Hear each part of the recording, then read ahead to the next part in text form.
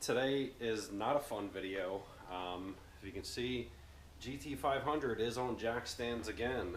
Um, I'm really not used to this happening. GT500 is seeming to be more of a problem. I'm not gonna say more of a problematic car, but from what happened yesterday, has never happened in the SM95. I've never had to get my SM95 towed. GT500, I had to get it towed. So you're going to ask, KP, why did you have to get it towed? What was the issue that happened? So as you guys know, I just recently replaced the belt on the GT500 blower belt because I was getting a little bit of belt slip. Honestly, at this point, I'm regretting even fucking with it. I should have just let the belt slip and just deal with it. But, you know, I want to make all the power. So I got a Gates Racing belt from Van at Reverend Racing. When I went to go put the belt back on, the stock tensioner stripped out on the spot where you put the 3/8 extension.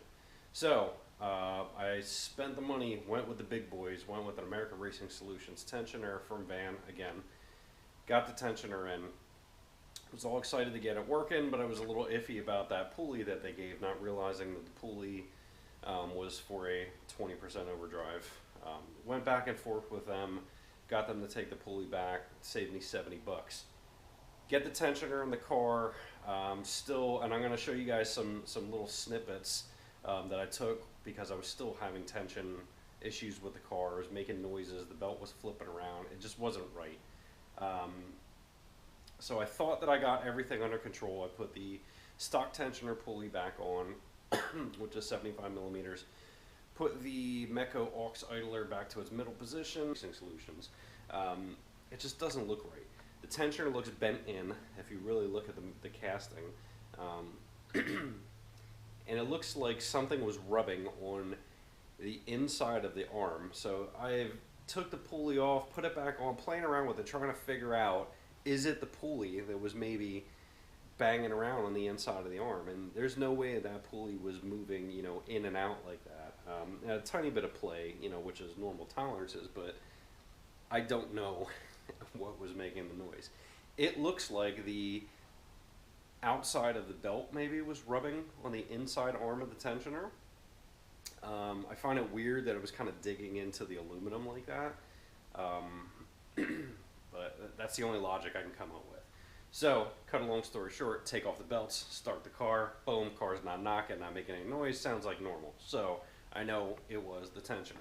So I get the tensioner out, look at it side by side to stock, and I'm like, holy shit, you know, this thing is pretty bent. How the fuck this thing would bend in 15 minutes of, you know, essentially 5 minutes of idle time and 10 minutes driving up the road at 2,500 RPMs. I don't get it. It's a $500 tensioner. It should not have this issue. Especially considering that everybody said don't go with Thump because they crack, go with ARS, much higher quality piece. I got 15 fucking minutes out of this thing before it was trashed, so I'm not happy about that. So I make a video, I show Van, and sent to Frank at ARS. You know, obviously the first response is going to be, oh my god, I've never seen this ever before. I got to be the first of everything to do everything, apparently. Van's going to get back to me tomorrow on Monday, because now we got to discuss a couple things. So yes, ARS does have a lifetime warranty on their parts with stipulations. You got to pay return shipping. They don't refund for labor. Thank God I did this myself and didn't pay somebody hundreds of dollars to replace his bill. So they don't pay for labor, don't pay for anxiety, emotional distress, whatever. Yes, I buy that. Don't pay for other parts it may fuck up. This is where we're kind of getting into a little bit of an issue. And basically they will replace the tensioner if you pay to send it back, because they know this is the strongest tensioner in the world and it's never going to break. Somehow mine was fucked up. So now the issue I have is I have to get the tensioner replaced. I'm going to probably have to wait a week to send that out and send it back. It's going to cost me $8, whatever. I'm not going to fight too much about that. I'm not happy about it, and they should just do it for free, because it's not like this thing was on for a year or a month. It was on for 15 minutes and it broke. I shouldn't have to pay anything. Number two is I got a $100 Gates Racing belt from Van that is potentially trash at this point. I'm not going to say it's fully trash, but I don't know how comfortable I feel with running it at this point. and again, you're going to see a little bit more from the videos if you see the inside track of the ribbing on that one side is worn down, and it's just thin. I don't know if I trust it. And if I had to buy another belt, now I'm $200 out for belts. Again, one of them lasted me 15 minutes. I'm not happy about that. More so, I had to pay a $100 tow fee or $125 tow fee to get my car back. I'm not happy about that, so I'm going to be out of that. You know, so it's shitty. I'm going to have to spend hundreds more dollars. Now, granted, I'm getting good at taking the belt on and off with practice as I'm doing this, but the problem is I shouldn't have had to go through this struggle. I should have just been able to put it together, have it run right, and be able to go race and rock and roll. So you're going to see the stock tensioner against the American Racing tensioner, and I'm gonna post the other video so you guys can see what I sent to Van and Frank. All right, so the guys at American Racing Solutions, I guess it's going to be Frank. I had this tensioner on for 15 minutes of drive time. I went to a Cars and Coffee and started the car back up. The car was knocking like crazy. I got a $125 tow bill to get this home and figured it had something to do with this tensioner. But I got it all torn apart, and I don't know how this happens. I didn't really look at it beforehand, but if you can see it going around the cap, that is misaligned. So this end is pushed in more up there. You can probably see it okay from that angle. It looks like on these pins, for some reason, they look like they're starting to shear. So somehow this thing was pulling in some direction it was not supposed to be pulling. If you can see from the front there too, there is no gap back here and gap back there, basically to show that it was pulling in like this. Same reason why I was getting rid of this tensioner. This one started doing the same thing. That was one attempt at trying to detension the belt, detension the tensioner to get this in. I was not expecting that to happen, so hopefully you can advise me on the next one how to make sure that does not happen, because I want this thing to last me years and not minutes. Again, you can see from that angle, top, there's a lot of gap, bottom, there's no gap. So what that was causing was what you see in there. Somehow that was causing the belt, I guess the pulley was still straight somehow, some way, and was causing the belt to scrape in there. That actually feels like it's almost engraved. I might be able to get that off, but belt was digging into that. Now that I look at it more, the machining is definitely off. You can see a machine line up through here. I thought that was cracked at first, but it just looks like sloppy machining. But you can see the difference in the contour going around there. It's more rounded off, and then up there it goes flat. So the machining is off there. These pins are actually less. Let me see if I can get these side by side. You can see visibly these pins on the stock piece are a bit taller. You know, at least 2-3 millimeters, something like that. Yeah, maybe that's a better view of that. So you can see that these pins on the stock one are taller. I'm not sure why these were machined shorter, but you can see the shear point on these. You know, I don't know. Doesn't look like it's holding up. If that's from 15 minutes of basically, you know, 5 minutes of idle time and 10 minutes of driving up the road at 2,500 RPMs, that's what that caused.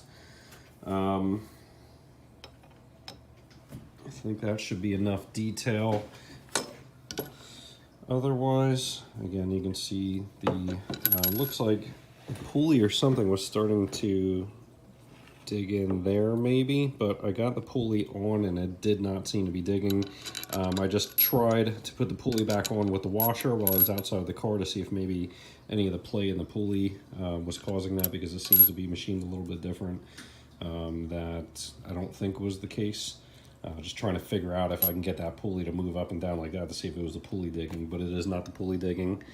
I'm not seeing really any indication of the pulley digging in there. These marks were there prior.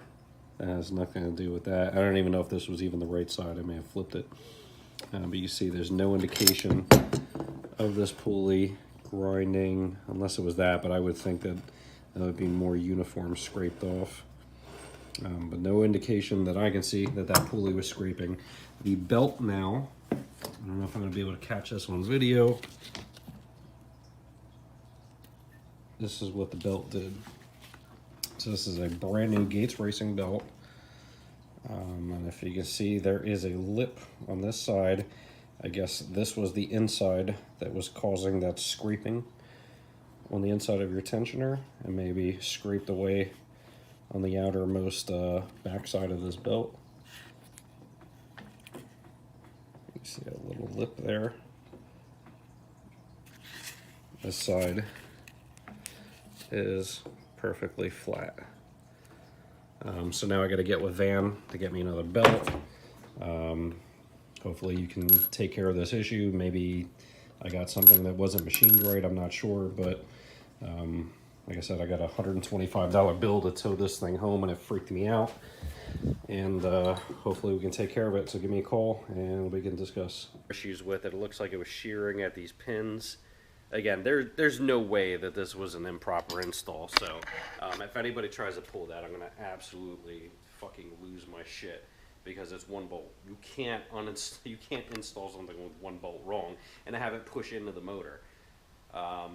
After I sent the email to Van and Frank, I said they'll get back to me, yada yada yada. I then looked at the pictures of when I did the unboxing. Thank God, when I unbox my parts, I happen to take these great videos for YouTube, and I take pictures and post on Instagram. What do I notice? The tensioner was cocked pretty much like that when I got it out of the box, which this is why I'm saying I shouldn't have to pay anything. This should absolutely fully be covered. Because it was bent right out of the box. I didn't notice it. I didn't know what I was looking at. I was excited to get the car back together. I didn't look at it that hard, and it was bent.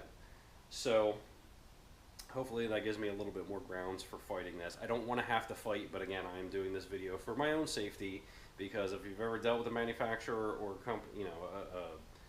company that sells parts, of course, oh my God, we've never seen this before. You're the first person this has ever happened to.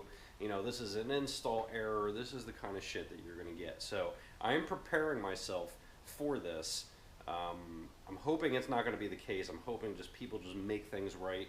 But I am fully preparing myself for this to be a problem. So I'm going to go ahead and stop this now. We'll link up the other videos. I'll show you all the little snippets that I took when the belt was bouncing around, giving me some other problems with the other pulley, and just some things that I just had reservations about that I've been back and forth with Van. Like I said, hopefully everything gets fixed, and I'll be back up and running within a couple days. I will definitely update you guys and let you know what is going on with my experience, so we can judge, hey, are these people good to deal with? They make shit work, or is it just another typical point fingers at somebody else and not take care of the issue? We shall see. So thank you for watching another video, guys. We'll get back to you, let you know an update on this, and hopefully we'll be running strong very soon.